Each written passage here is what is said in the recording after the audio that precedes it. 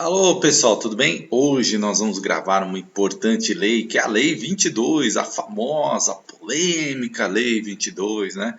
Então é importante aí para o concurso de Cubatão. Então vamos conversar sobre ela, que teve uma atualização recente aí. Então tem aí uma polêmica, né? Foi atualizada agora, teve uma votação na Câmara aí que acabou mudando uma questão com relação aos diretores, né? Então essa lei foi feita na época do prefeito Clermont, foi uma amplamente discutida, a lei complementar 22 de 2004, né, que ela dispõe sobre estatuto e plano de carreira dos professores, tá? Plano de carreira do Magistério Público de Cubatão, né? Aqui falei, prefeito, disposição preliminares, né? Aqui fica instituído o Estatuto do Magistério, o plano de carreira para os integrantes do Magistério, né? Da Secretaria de Desenvolvimento Educacional da Prefeitura de Cubatão. Artigo 2, para os efeitos dessa lei estão abrangidos os profissionais que atuam na docência e suporte pedagógico, né? Então, professores, diretores, coordenadores, todo mundo aí que é do suporte, assistentes, enfim, e que desenvolve atividades de educar e cuidar das crianças, né? Educar e cuidar são indissociáveis.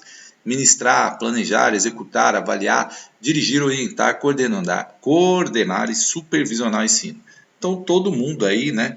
Professores, supervisores, diretores que compõem o quadro aí do Magistério Cubatense. Artigo 13. Ficam assegurados aos profissionais do Magistério Público. Inciso 1. Regime jurídico estatutário. Significa o quê, Fábio?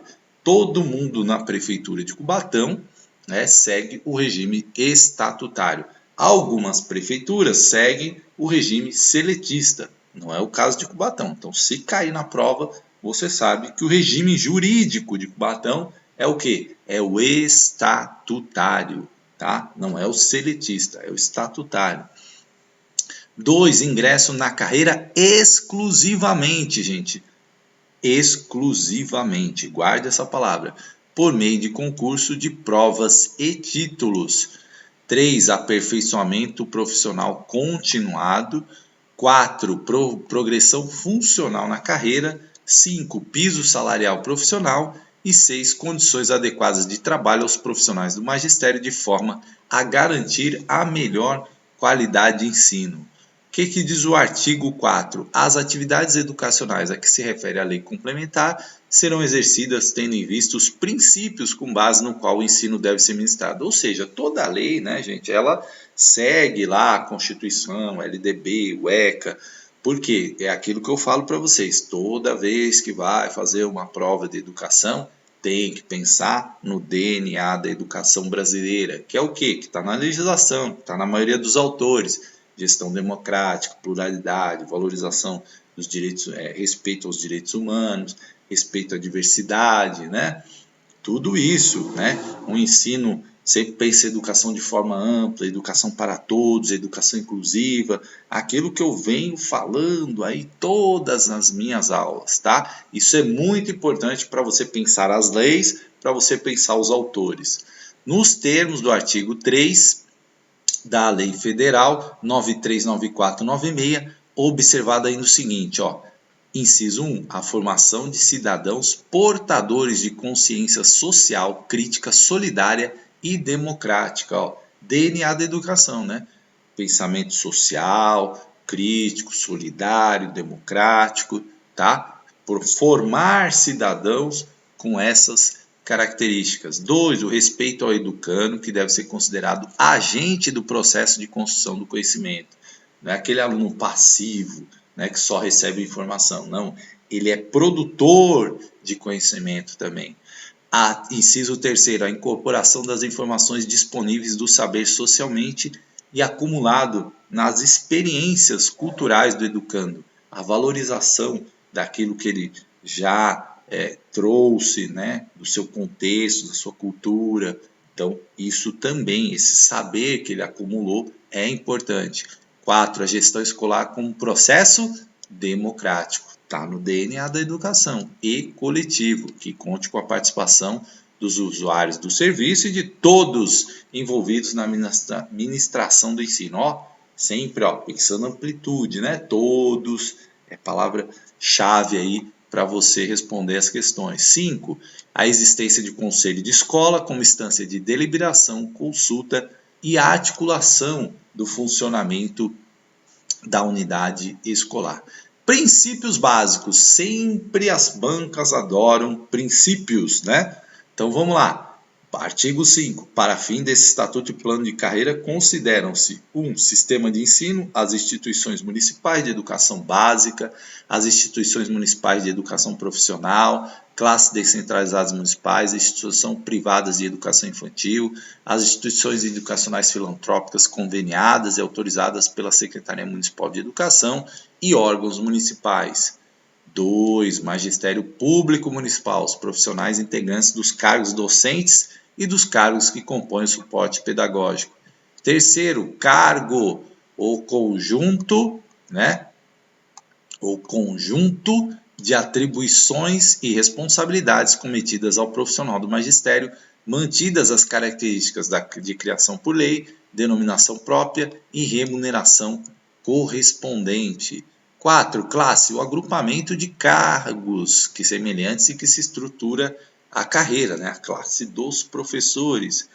Progressão funcional. 5. Evolução por tempo na carreira, condicionada à qualificação de trabalho do docente, observados os critérios próprios de aferição, apresentado por faixas escalonadas de 1 a 10 nas tabelas anexas dessa lei. Promoção funcional, ó, tem progressão funcional e promoção, são diferentes. A progressão, guarda isso, que a banca pode pegar, ó. Progressão por tempo, tá? Progressão por tempo. Promoção por título, né? Não esqueça, progressão por tempo, promoção por título. Promoção funcional, evolução na carreira baseada na titulação. Não vai confundir progressão com promoção. A banca sabe que isso confunde e ela vai colocar isso. Então, progressão por tempo, promoção por título, tá? Habilitado por via acadêmica, dentro da mesma classe, representada por níveis escalonados de 1 a 6, né, em números romanos, na tabela anexa dessa lei. Então, aqui a progressão é de 1 a 10 na numeração arábica, né? Acho que eu acertei, né? Arábica, é isso mesmo. E de 1 a 6, né, nos números romanos, tá? Remuneração, o valor correspondente ao vencimento acrescido das vantagens funcionais e pessoais incorporadas ou não percebidas pelo aluno. Então, o que acontece, né? Você tem o vencimento. O vencimento é aquele seu salário base, o salário seco, vamos falar no popular aqui, né? Salário seco, sem nada. Aí você vai incorporando ali, né? Foi progredindo, apresentou, foi promovido porque apresentou um título, teve progressão porque evoluiu no tempo da carreira, aí você vai incorporando algumas coisas, uma chefia que você pegou, antigamente podia, agora não pode mais, né? Aí isso compõe a sua remuneração, né? A remuneração é acrescido dessas vantagens funcionais e pessoais, né? Então, é isso. Aí vamos aqui para o quadro do magistério, né? Teve uma alteração aqui no artigo 6 e agora, ó, artigo 221, ó, foi recente. Professor, mas o edital já tinha saído e não tinha sido alterado. Mas tem lá no edital uma coisinha que deixa uma pulga atrás da orelha. Ela diz que as alterações, né? Eu acho que a banca não vai cobrar essas alterações que foram recentes. Ó, foi votado na Câmara aí mês passado, se eu não me engano, né? Deu uma polêmica danada, né? Achei que os vereadores votaram mal, né? Votaram uma alteração ruim aqui. Mas tudo bem. Artigo 6. O quadro do Magistério Público Municipal é constituído de classes integradas por caso de provimento efetivo e de função de confiança, e funções de confiança, com sede fixa ou não, na seguinte forma. Então, eles criaram cargos de função de confiança, por exemplo, para diretor, né? Então, antes o diretor era concursado, agora o diretor é cargo de confiança. Isso foi uma alteração feita agora, o edital já tinha saído, né? Mas o edital traz lá que tem as alterações. Então, só para você ficar esperto, né? Classes docentes, cargos providos na função de professor com sede fixa. Eita, nós! A linha A, professor de educação infantil 1, creches. É importante você saber essa separação, né? Então, por exemplo, educação infantil 1, creches. Professor de educação infantil 2, EMEI, né? As famosas pré-escolas, né? EMEI, tá? E professor de ensino fundamental 1, aí atua nos anos iniciais, né? E o professor de ensino fundamental 2 atua nos anos finais. Para quem não está acostumado com essa nomenclatura, anos iniciais de 1º a 5º ano, anos finais de 6º a 9º ano. Professor de educação especial, né, que atua em todas essas aqui, né, porque inclusão, como eu digo, inclusão é da creche até a pós-graduação, pós-doutorado, inclusão é ampla em tudo. E professor de educação profissional, que aqui nós temos lá o Conservatório Municipal de Cubatão, né? E aí tem lá a música, a dança, tá? Bom, classes de suporte pedagógico, cargos providos na função de suporte pedagógico, né? Então, orientador educacional, né? Coordenador pedagógico, assistente de direção de escola e o diretor de escola aqui, né? Diretor de escola, supervisor de ensino, tá? E função de confiança de gestão de unidade, ó, isso aqui foi alterado agora, ó, em 2021, gente, alteração recentíssima, né? Tá aqui, ó, essa lei complementar 120 aí, que tirou o concurso de diretor. Eu que tinha lá um sonho de ser gestor lá em Cubatão de escola, né? Já fui secretário, mas eu queria voltar para minha cidade. Essa aqui é a verdade. Eu sou muito feliz aqui no interior, muito bem acolhido, né? Escola maravilhosa que eu tô, mas é aquela saudade, né, da terra, né? Sempre eu nasci lá, né? Então, mas o gestor de unidade de ensino agora é função de confiança, né? Função de confiança, tá? Então, a pessoa vai ser escolhida ali pelo gestor, né? Fui vereador junto com o atual prefeito Ademário e agora eles fizeram essa alteração, então vai ser escolhido ali, né, o gestor de unidade de ensino, vai ser uma função de confiança, tá? Então pode ser colocado e tirado a qualquer momento de acordo com a gestão. Isso foi alterado agora. Você acha que a banca vai perguntar isso? Acho que não, tá? Porque foi muito recente, acho que a banca não vai entrar nessa polêmica, mas só para você saber que agora mudou, tá? Se aparecer alguma questão lá, né, falando de função de confiança lá de gestor de unidade, agora tá? Seção 2 do campo de atuação, artigo 7, os ocupantes de cargos docentes e suporte pedagógico deverão atuar na modalidade de ensino. Olha aqui, ó, inciso 1, professor de educação infantil é de 0 a 3 anos. Importante saber isso, tá? Porque pode perguntar. 2, professor de educação infantil 2, de 4 a 6 anos, né? É a pré-escola. Fábio, a pré-escola não é 4 e 5 anos, tá lá na LDB, eu li, sim. Mas, ó, presta atenção, aqui no Estatuto de 4 a 6. Pode ter criança de 6 anos na pré-escola? Sim, pode, por conta da data de corte, que é em março, né? Final de março. Então, pode ser ali que alguma criança, né? Como eu, por exemplo, nasci 2 de abril. Se entrasse hoje no sistema, tivesse com 5 anos, eu não poderia, né, ir lá para o primeiro ano, porque eu só completo depois de março, depois da data de corte, tá? 3. Professor de ensino fundamental 1, ensino fundamental regular, educação de jovens e adultos, da 1ª à 4ª série. Você vê que aqui não atualizou, né? 1º ao 5º ano, né? Que agora são terminologia. Mas se perguntar de acordo com o estatuto, né? Com a lei 22, você tem que responder exatamente de acordo com como está aí. Ó. Olha aqui, ó. 4. Professor de ensino fundamental, regular, educação de jovens e adultos, de 5ª a 8ª série, né? O ensino já tem 9 anos agora, já mudou isso, né? Mas está aqui, ó, educação profissional e educação especial.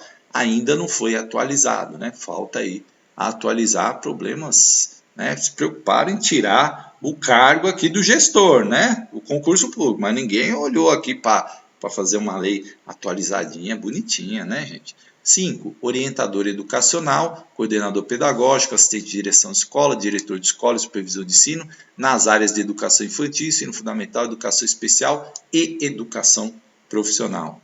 E aqui o 6, né? Gestor de unidade de ensino nas áreas de educação infantil, fundamental e educação profissional, incluído aqui pela lei, é a famosa Lei Complementar 120, que tirou o cargo do diretor ser concursado, hein? Passo para trás, Cubatão, né? Passo para trás, concursado é sempre melhor, né?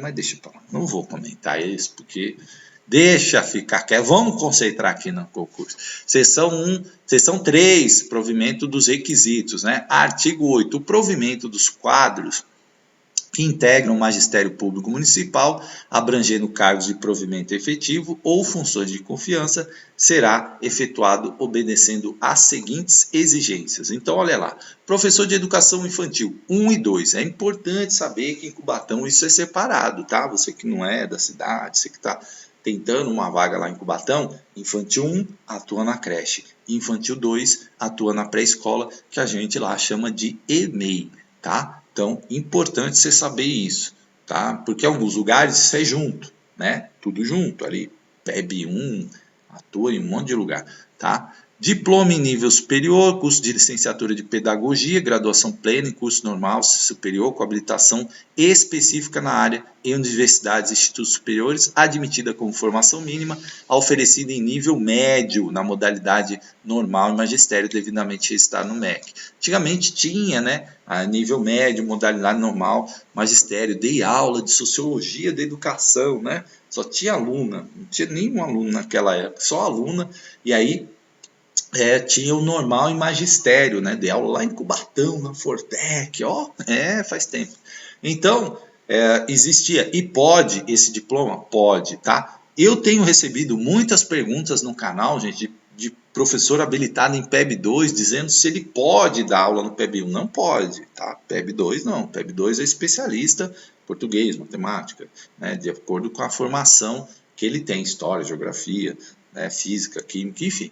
Tá? Mas não pode, tá? Para atuar na educação infantil 1, exatamente o que está escrito aí, ou pedagogia, né, ou curso normal superior, ou o antigo nível médio na modalidade normal magistério. Professor de ensino fundamental 1, diploma em nível superior em curso de licenciatura de pedagogia de graduação plena ou curso normal superior em universidades ou institutos superiores de educação, admitida como formação mínima oferecida em nível médio na modalidade normal magistério também, né? Então, olha, parecido lá com infantil 1, só que lá separa. Então, você vai prestar para educação infantil 1, é educação infantil 1, vai atuar em creche. Você vai prestar educação infantil 2, vai atuar pré-escola. Tem até diferença de salário aí, que eu acho também uma coisa que a gente tentou mudar isso aí, mas não deu. Uma confusão danada. E aí, o que acontece isso? Né? Ensino Fundamental 1 atua ali nos anos iniciais de 1º a 4º ano. Desculpe os comentários, gente, extra, assim, é que eu fui secretário de Cubatão, então tem um envolvimento pessoal, nasci na cidade, né? Vivi na cidade a minha vida inteira lá, estudei, né? Então, tem um envolvimento pessoal aqui, um pouco da emoção, né? Mas desculpa, gente, desculpa, vou tentar me controlar aqui, certo? 3. Professor de ensino fundamental 2. Aqui sim, né, os especialistas, diploma em nível superior em curso de licenciatura de graduação plena em universidades, institutos superiores de educação com habilitação específica na área de atuação devidamente registrada. Então, matemática, história, geografia, português, né?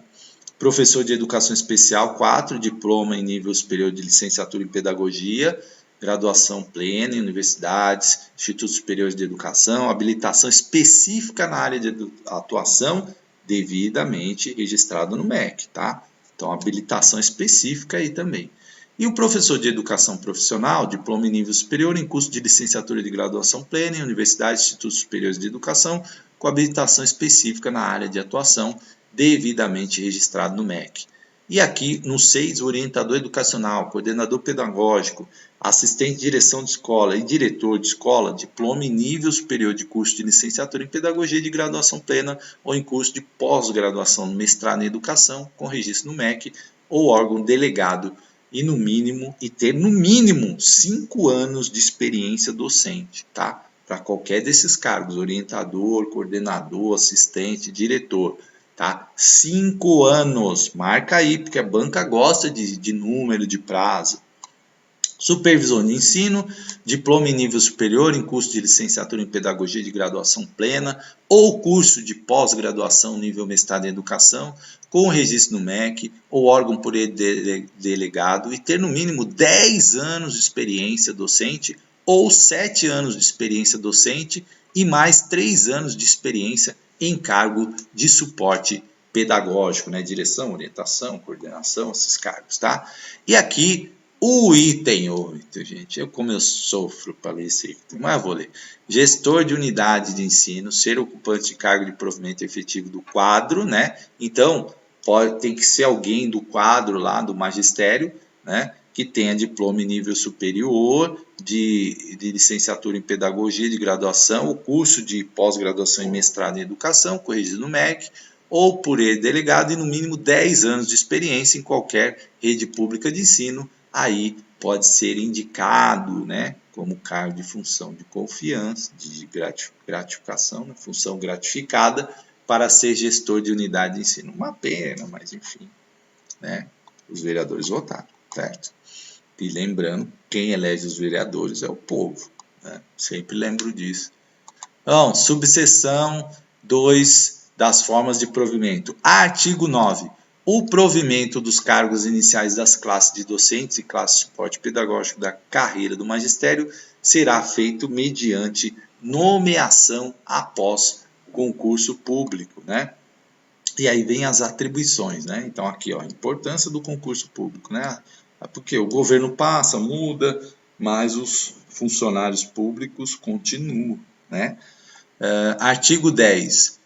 O docente da educação básica, da educação profissional e da educação especial terá, entre outras, quando cabíveis, as seguintes atribuições. 1.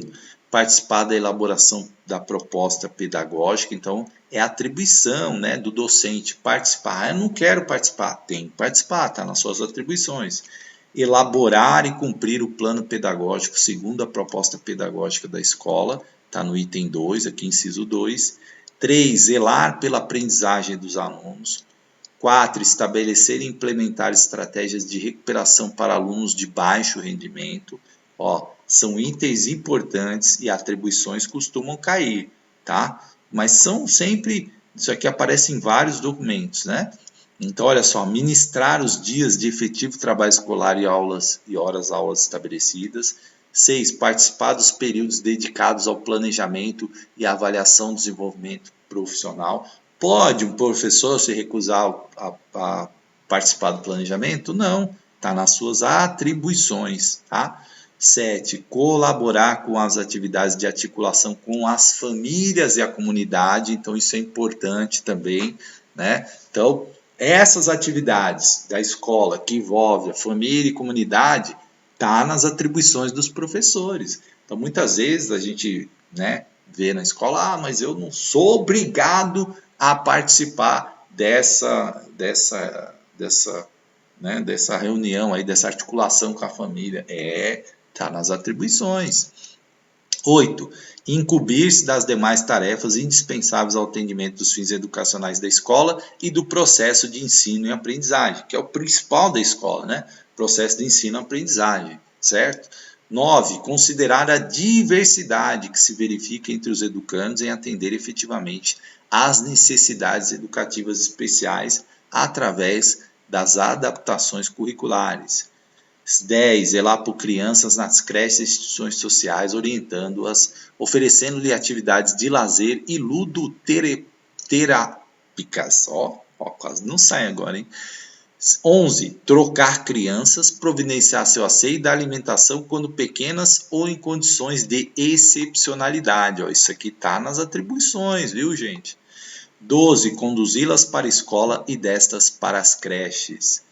Parágrafo único. Sem prejuízo de outras que lhe forem cometidas, as atribuições mencionadas nos incisos de 10 a 12 desse artigo são exclusivas de professor de educação infantil 1, creches. Então, guarda isso aí, né? São exclusivas dos professores das creches do 10, né? Aqui zelar pelas crianças, tá? Conduzidas para escolas dessas para as creches, aqui do 10 ao 12.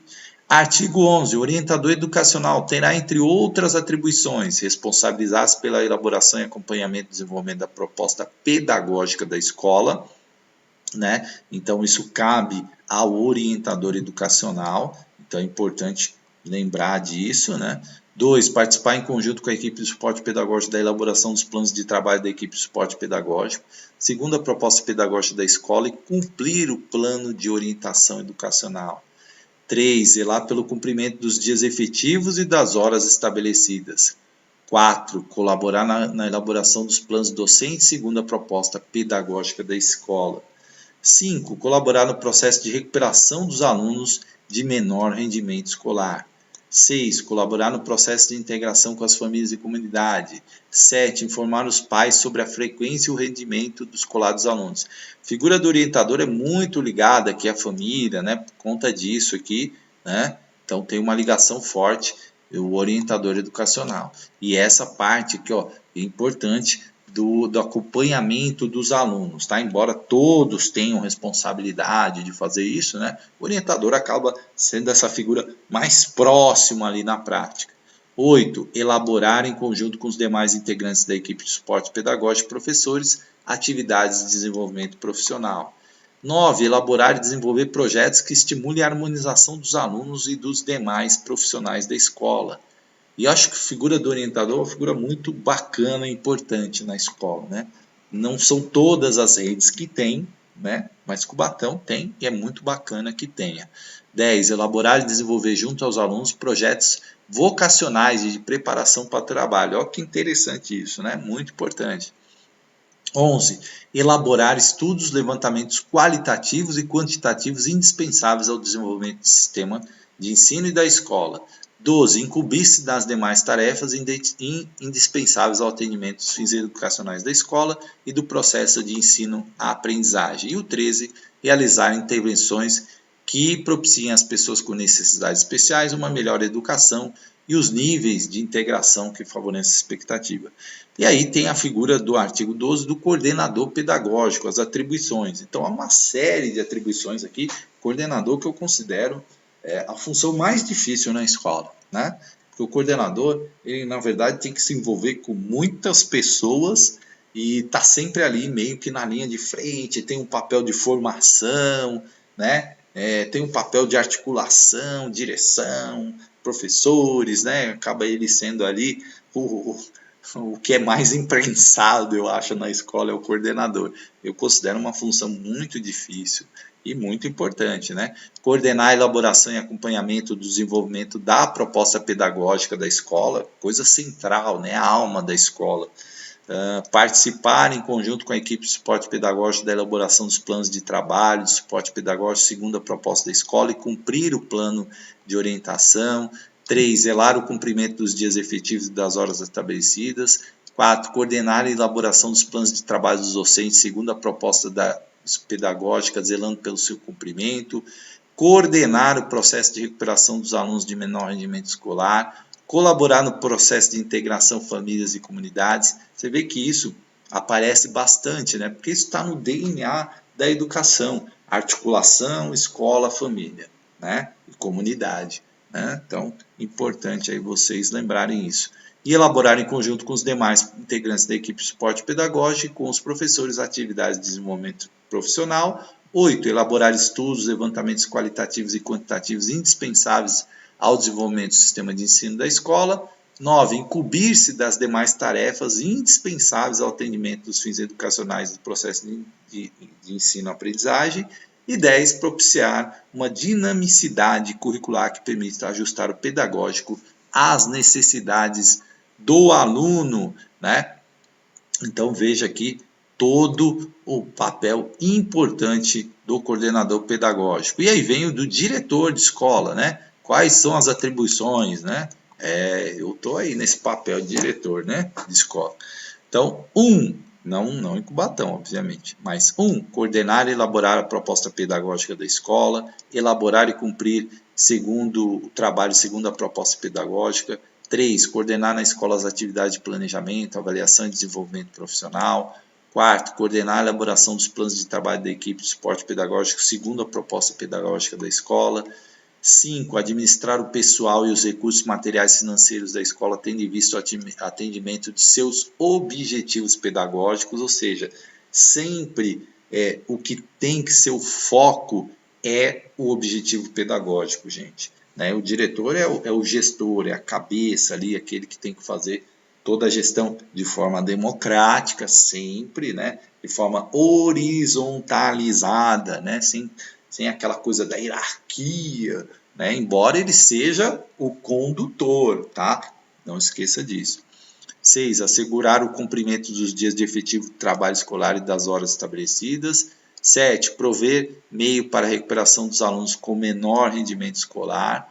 8. Promover a articulação com as famílias e a comunidade, criando processo de integração da sociedade com a escola. 9. Acompanhar o processo de desenvolvimento dos alunos em colaboração com o coordenador pedagógico e orientador educacional. 10. Informar os pais ou responsáveis sobre a frequência e o rendimento escolar do aluno, bem como a proposta, sobre a execução da proposta pedagógica da escola, né? O diretor acaba tendo um papel bastante amplo aí de praticamente articular várias coisas, né? Então, desde de coordenação de equipe, gestão de pessoal, cumprimento do PPP, articulação com a família, cumprimento dos itens legais, enfim, tem aí uma série de questões. 11. Elaborar estudos, levantamentos qualitativos e quantitativos indispensáveis ao desenvolvimento do sistema de ensino e da escola. 12. Incumbir-se das demais tarefas indispensáveis ao atendimento dos fins educacionais da escola e do processo de ensino-aprendizagem.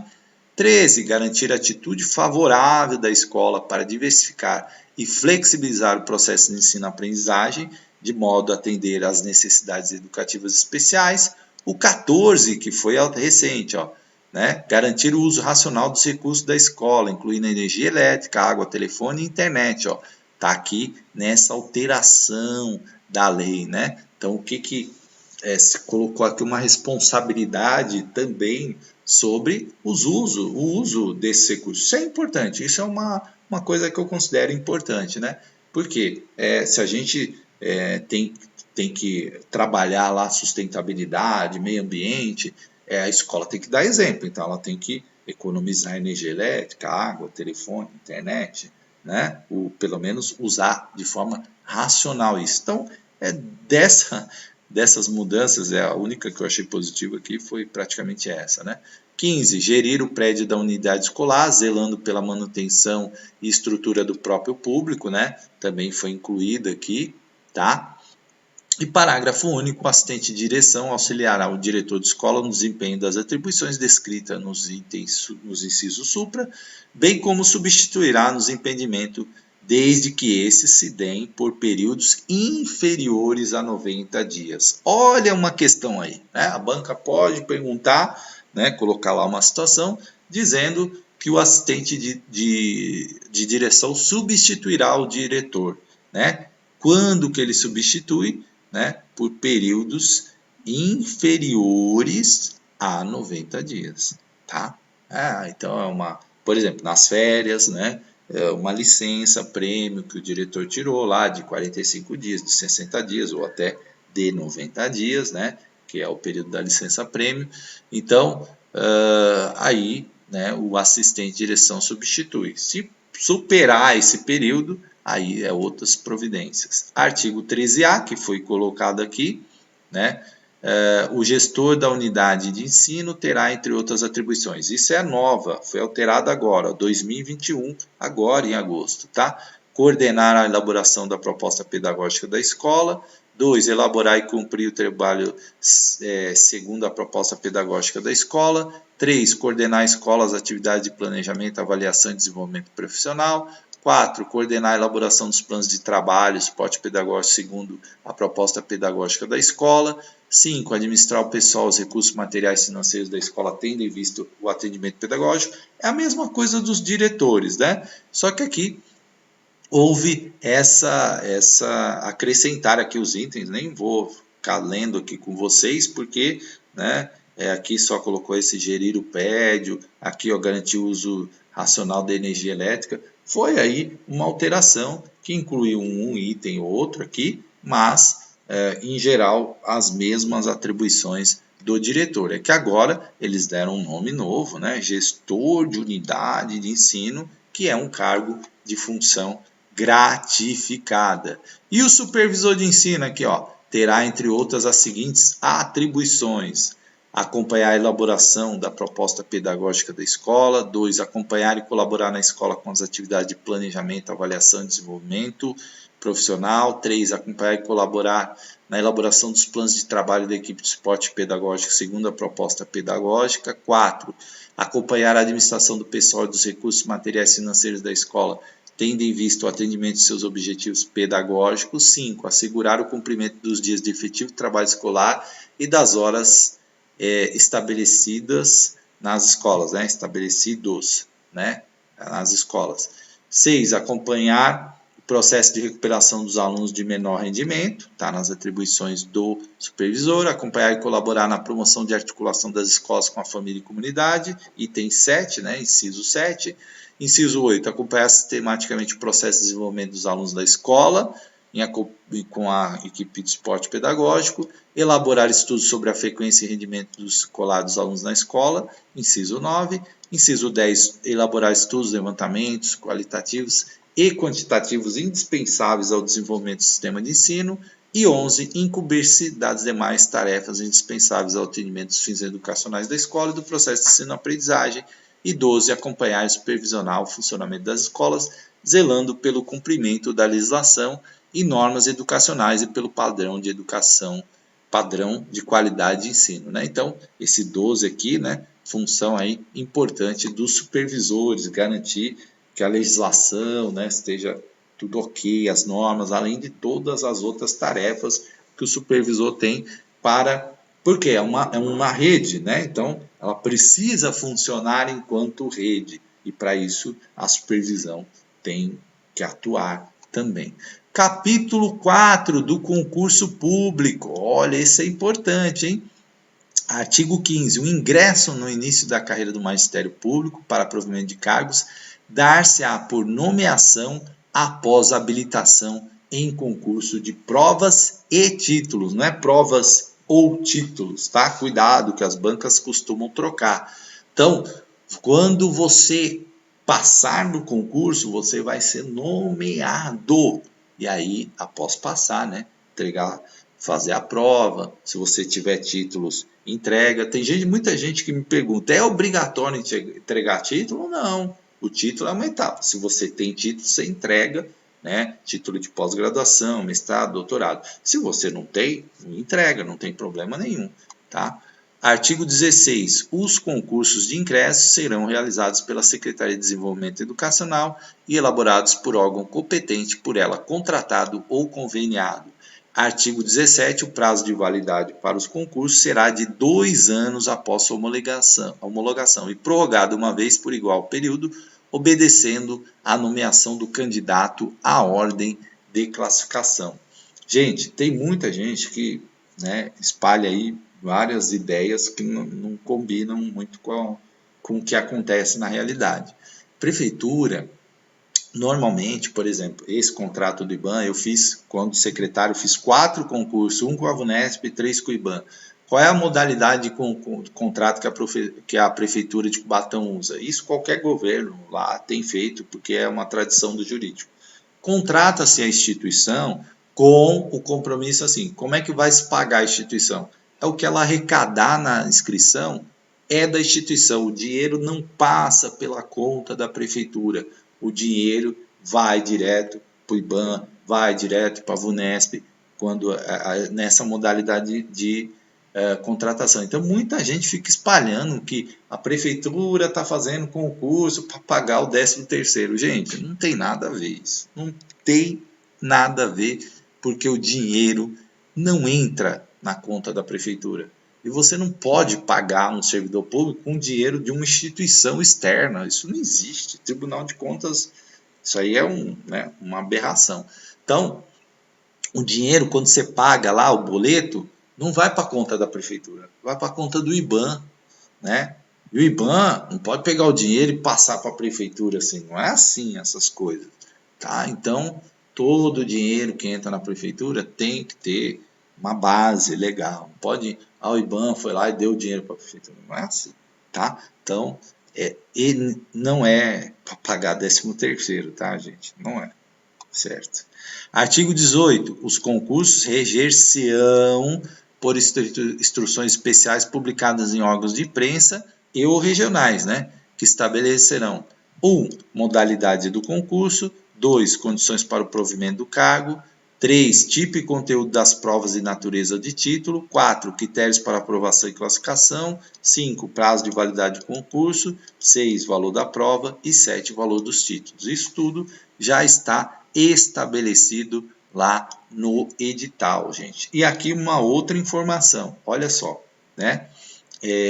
Critérios para aprovação e classificação, né? Condições para provimento do cargo. Gente, para chamar as pessoas para um concurso, é preciso que exista a vacância do cargo, tá? Então, não é porque a prefeitura fez o concurso que ela tem que chamar a lista inteira, porque se não tiver os cargos são criados em lei.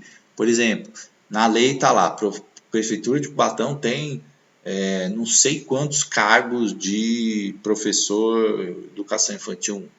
Então só pode preencher aquilo. Ah, mas está faltando professor porque alguém está de licença médica. Aí não pode preencher essa licença médica com o cargo do concurso, porque o cargo não está vago, a pessoa está de licença. Tá? Então o cargo não está vago. Quando que o cargo fica vago? Com exoneração, aposentadoria, falecimento, né? Tudo isso está lá na lei. Então tem que ter muito cuidado com isso. Estou falando isso para vocês porque quando fui secretário de Educação, tinha que contratar professor de educação especial, como tem agora nesse concurso. Eu queria contratar muita gente, mas não tinha o cargo. O que a gente tem que fazer? Mandar um projeto de lei ampliando os cargos de educação especial na Prefeitura de Cubatão. E aí tem que mostrar como vai pagar, o impacto financeiro, quanto vai custar, tal. E os vereadores têm que aprovar essa mudança na lei.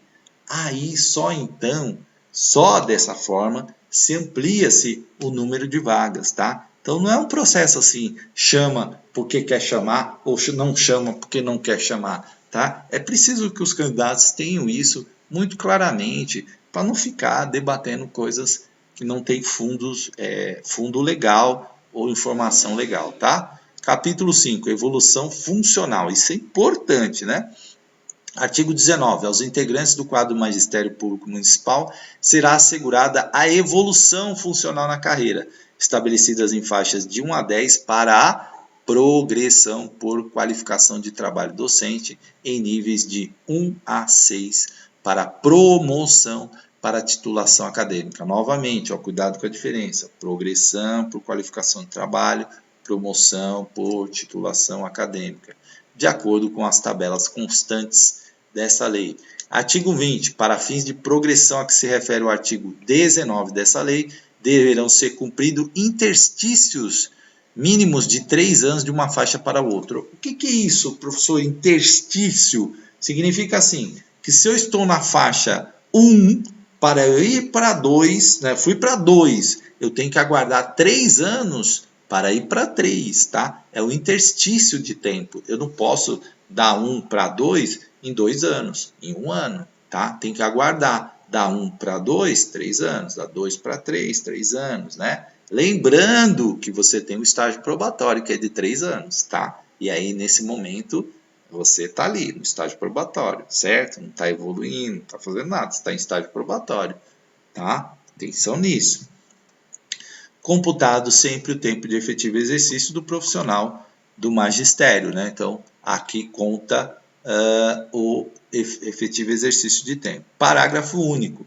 Suspender-se-á a contagem do prazo do interstício a que se refere o caput desse artigo, quando o docente estiver afastado, a qualquer título, de suas funções, salvo quando para participação em instituição de representação de classe, que é o que? Sindicato, né? ou estiver exercendo atividade correlata do magistério. Então, se você tiver lá uma licença, né, afastado a qualquer título, aí vai suspender, né, a contagem do prazo do interstício, tá? Então, muita atenção nisso.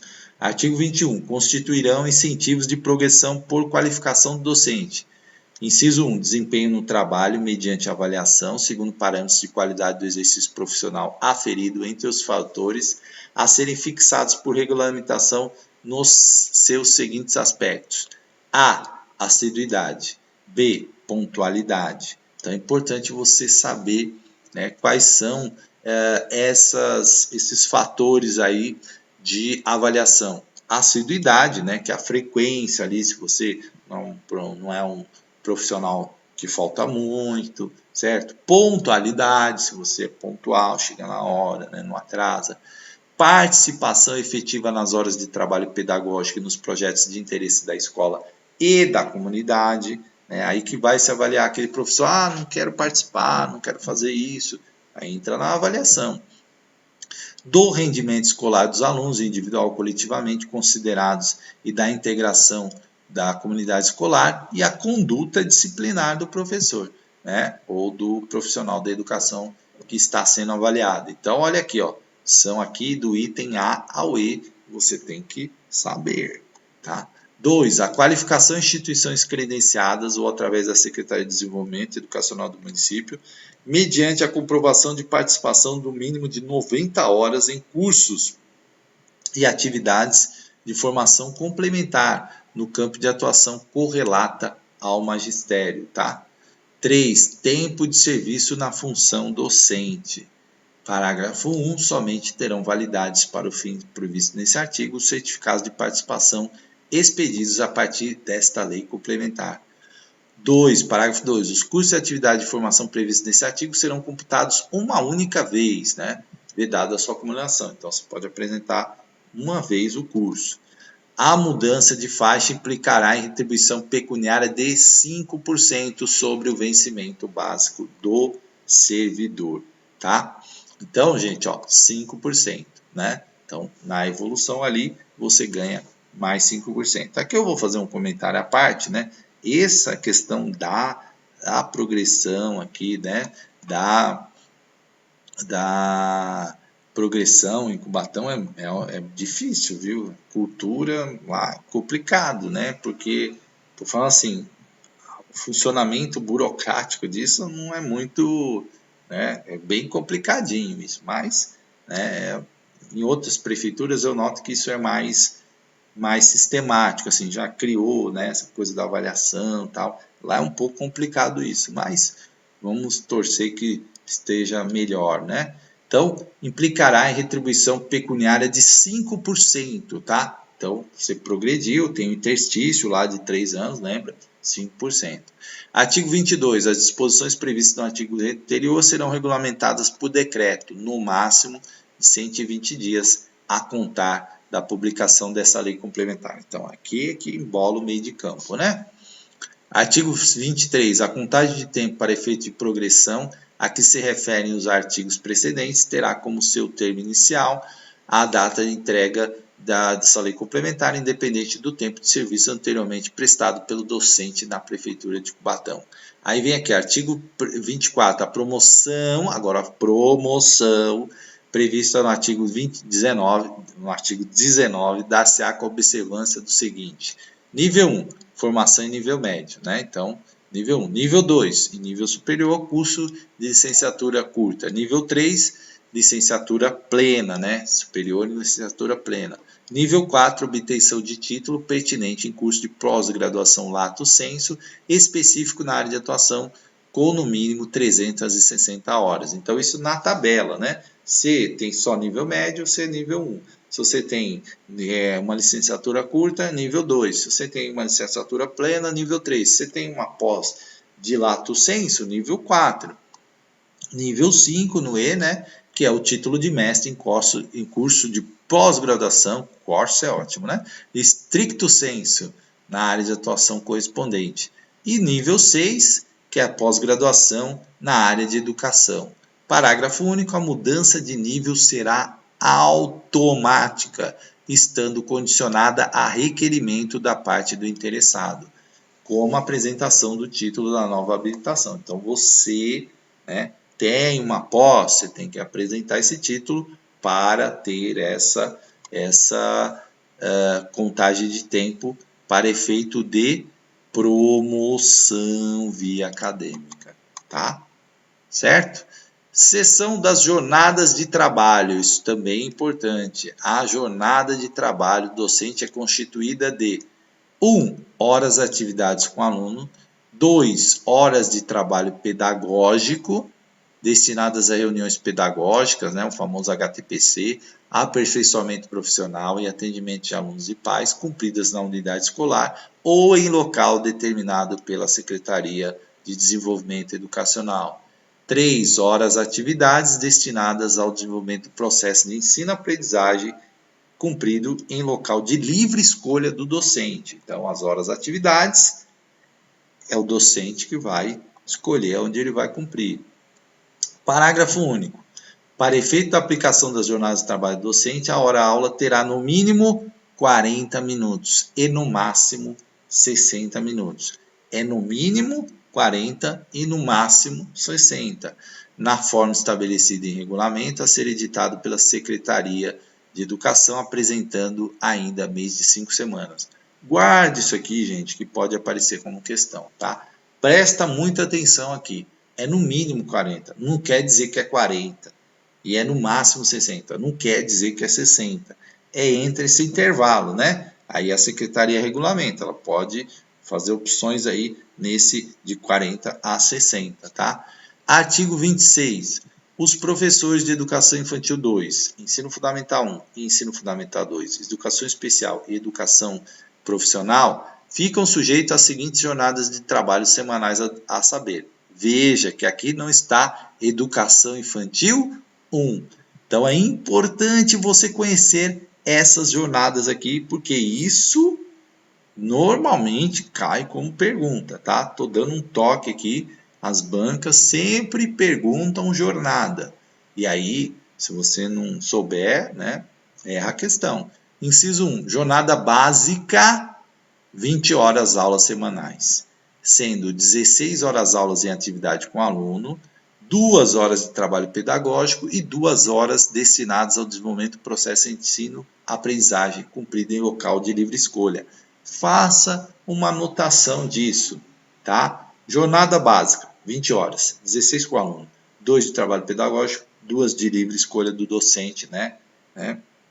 Então anota isso aí para você não esquecer, inclusive um dia antes da prova ali, ou mesmo faz um papelzinho, né? Para você lembrar. Esse é um ponto de revisão importante naquele dia anterior da prova, né? 2 dias antes, para você ir com isso bem fresco na sua cabeça. 2, jornada parcial. Lembra que aqui não está Educação Infantil 1. É 2, Ensino Fundamental 1, Ensino Fundamental 2, Educação Infantil 2, tá? Jornada parcial, 30 horas semanais, sendo 24 horas em atividade com aluno. Aí aqui, ó, 3 horas de trabalho pedagógico e 3 de hora livre destinadas a horas aulas destinadas ao desenvolvimento do processo de aprendizagem, cumpridas em local de livre escolha.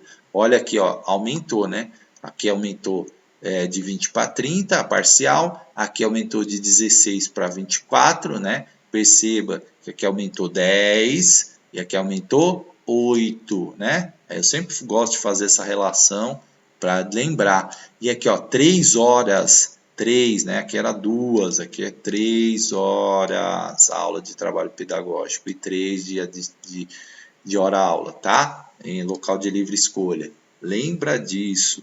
Jornada integral, 40 horas aulas semanais, 32 em atividade com aluno. Perceba, ó, que seguiu aqui a progressão aqui, né, de 8, né? 16 para 24, de 24 para 32. É progressão? Fala?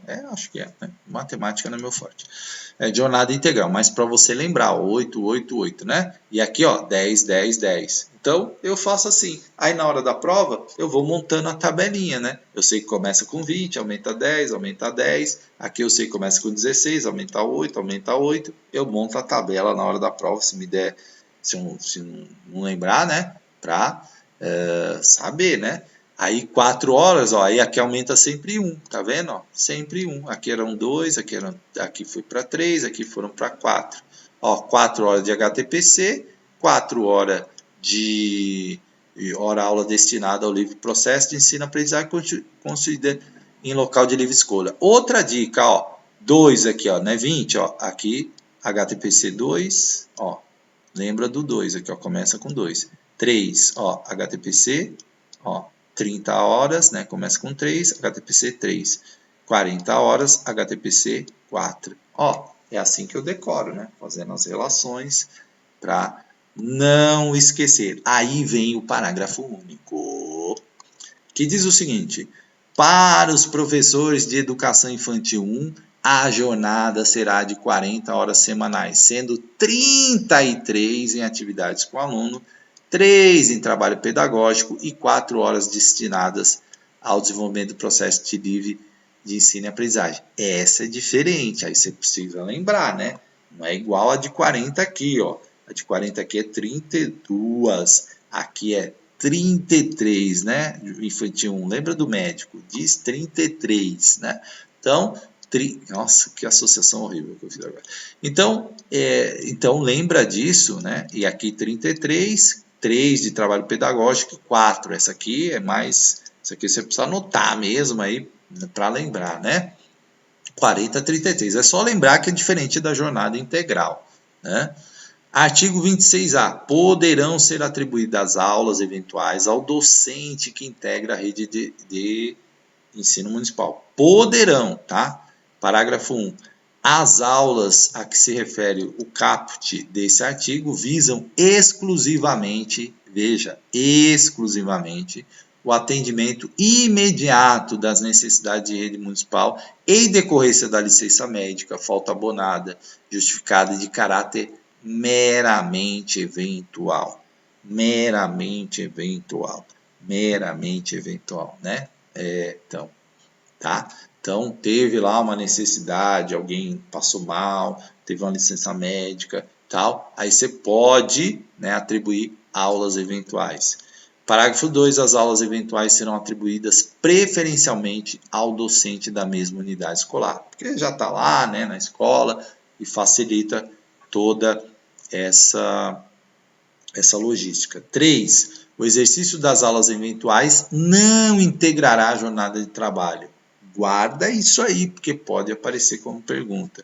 Artigo 27. A Secretaria de Desenvolvimento Educacional expedirá normas específicas para o cumprimento das horas de trabalho pedagógico, inclusive as relacionadas com a data, local e hora de sua prestação. Artigo 28. Anualmente haverá disponibilidade de aulas. O docente poderá optar, quando da inscrição para o processo de atribuição de aula, pela redução ou ampliação da jornada de trabalho. Então, quando você vai lá na atribuição, você pode optar pela jornada parcial, integral, né? Jornada básica, tá? Então, você pode, lembrando que, ó, parágrafo único, educação infantil, jornada de 40 horas, tá? Então, você pode fazer as opções lá, algumas, né? Nesse caso não teria opção. Parágrafo 1. A opção pela ampliação de jornada dar-se-á com a disponibilização das vagas remanescentes do concurso de regência. Parágrafo 2. O docente que optar pela redução ou ampliação de sua jornada de trabalho, nos termos deste artigo, terá seus vencimentos compatibilizados com a escolha durante todo o ano letivo. É lógico, aumentou a jornada, aumenta os seus vencimentos. Diminuiu a jornada, diminui os seus vencimentos. Fábio, eu assisti uma aula sua dizendo que não pode reduzir salário, mas aí está reduzindo a jornada também, né, gente? Calma, né? Calma, que depois eu vejo as perguntas lá no comentário. É isso, né? Diminuir a jornada, obviamente o vencimento é compatibilizado com aquela jornada. Seção 2, da carga suplementar de trabalho docente, né?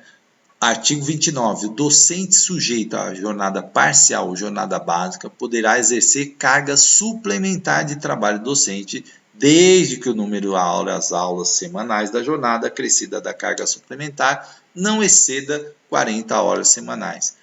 Ele pegou lá a jornada básica, né? Depois ele vai pegar uma carga suplementar, ou jornada parcial, né? Então ele poderá ali complementar, certo? Desde que não exceda 40 horas semanais, tá? Cuidado, porque carga suplementar não é aula eventual, tá? Então, separa essas coisas. Artigo 30. O docente com carga suplementar terá acrescido a sua carga de trabalho as horas de trabalho pedagógico e as horas destinadas ao desenvolvimento do processo de ensino-aprendizagem cumpridas em local de livre escolha, né? Aumentou a carga, aumentou também aí as horas de trabalho pedagógico, tá? Parágrafo único, arredondar-se-á para um inteiro as frações iguais ou superiores a 5 décimos que resultarem do cálculo previsto no caput, né? Aí, para efeitos de jornada e de pagamento. Seção 3, da jornada de classe das trabalhos de suporte pedagógico. Aqui, artigo 31, a jornada dos ocupantes das classes de suporte pedagógico será de 40 horas semanais. Professor Fábio Inácio, eu ouvi dizer que em Cubatão é 30 horas, que é 6 horas por dia. Gente, na lei, volto a dizer, se a pergunta for de acordo com a Lei 22, a jornada dos ocupantes da classe de suporte pedagógico é de 40 horas. Mas na prática o pessoal fez um acordo, está fazendo. Gente, a pergunta da prova é de acordo com a Lei 22, não é de acordo com a prática. Cuidado, porque muita gente erra a questão porque tenta levar a prática para a lei e às vezes tem conflito. O que vale como resposta? O que está na letra da lei. Se lá na ponta estão fazendo 30 horas, na lei está dizendo 40. Tá? Então, cuidado, porque às vezes tem esses ajustes, né? Prefeitura, tal, essas coisas que acontecem, né? E aí, o candidato que às vezes conhece lá, tá vivendo com Cubatão e tal, ele fala, não, mas eu conheço o fulano de tal que faz 30 horas. Aí erra a questão, porque na lei está 40 horas, tá? Inclusive, se isso está acontecendo na prática, seria o ideal mudar na lei, né? Porque também é uma garantia para os profissionais. Se eles conquistaram isso de 6 horas, que é ótimo, né? Que eu apoio, é importante, porque muda prefeito, aí acaba o acordo lá, sei lá o que acontece, e aí volta o que está na lei, né? Então vamos lá. Ou mesmo, até o mesmo governo, né? Pode mudar de ideia e sabe lá, né? Capítulo 7, da remoção, da lotação da regência e da transitoriedade. Então, da remoção. Artigo 32. Remoção é o ato em que o profissional do magistério público transfere seu período ou local de trabalho sem que haja mudança de carga de área de atuação e dar-se-á através de concurso de títulos ou por permuta, né? Pode ter alguma troca interessante de horário, de local, e aí pode ser permutado. Parágrafo único, a remoção será realizada anualmente. Artigo 33. Para efeito de contagem de títulos, serão válidos cursos de licenciatura e de aperfeiçoamento diretamente relacionados com a área de atuação e função exercida pelo funcionário público do magistério municipal. Parágrafo 1. O tempo de serviço será computado a partir do efetivo ingresso do profissional na carreira do magistério. Parágrafo 2. No caso do profissional que possui 2 matrículas, o tempo de serviço do magistério será computado individualmente a partir da data de admissão na matrícula em que o docente requerer a remoção. Artigo 34. Os candidatos serão classificados em ordem decrescente de acordo com a pontuação, né? Então é feito lá uma atribuição, tem lá a pontuação, né? Todas as prefeituras têm isso. aonde você está lá, né, na posição número 1, 2, 3, 10, 100, 200, né, de acordo com o seu tempo de casa, de acordo com seus títulos, enfim, de acordo com a pontuação e os critérios de pontuação. Artigo 35. O edital de concurso de remoção conterá a classificação referida no artigo anterior, será publicado com antecedência mínima de 15 dias. Né? Então, quem tem preferência nessa remoção? Quem está melhor colocado, né? Se quiser se remover. Tá? Parágrafo 1. Da classificação constante do edital referido no artigo anterior, caberá recurso no prazo de 5 dias. Então saiu ali, está lá. Não, né? Eu tenho discordâncias e tal, tenho 5 dias para entrar com recurso. Anota isso porque é o tipo de coisa que banca gosta de perguntar, né? Prazos, números, já falei para vocês, ó, publicado com antecedência mínima de 15 dias, né? Classificação saiu recurso 5 dias e deverá ser apresentado junto à Secretaria de Educação, Desenvolvimento Educacional com o fundamento devido. Parágrafo 2. O resultado do recurso constará da nova classificação, da qual não cabe recurso, tá? Não pode ter o recurso do recurso, certo?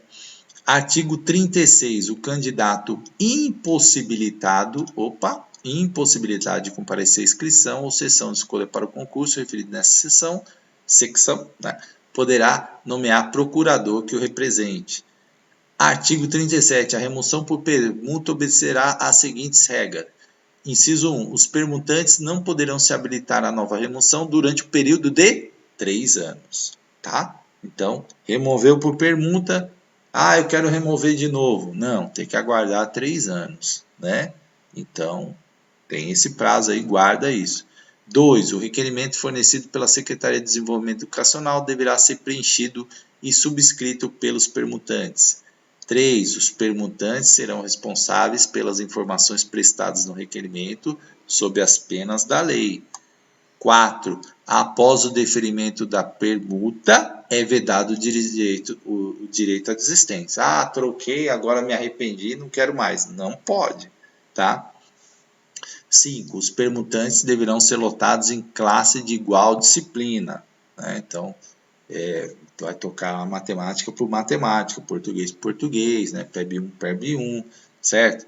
Parágrafo único. Fica vedada a permuta do profissional cujo tempo faltante para aposentadoria for igual ou inferior a 2 anos. Então, se tem só esse tempo para aposentar, não pode permutar.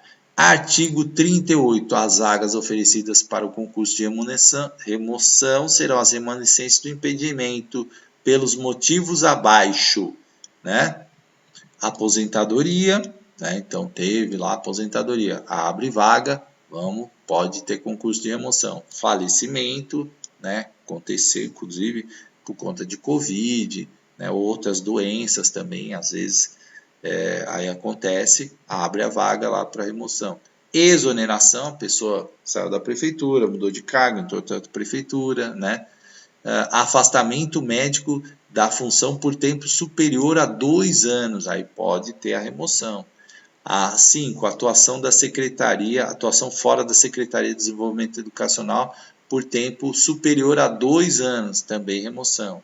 Artigo 39. Docente que perder a titularidade por extinção de sua classe 1 será inscrito ex officio no concurso de remoção.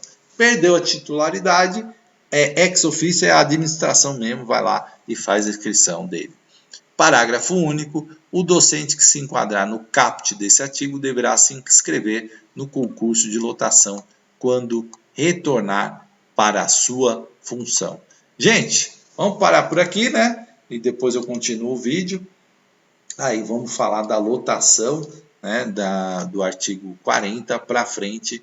E já agradecendo a todo mundo que compartilha. Qualquer dúvida, você manda lá que a gente vai tentar responder. Estou com muitas questões para responder, mas a gente vai tentando aí ajudar o pessoal, tá bom? Um grande abraço, até o próximo vídeo.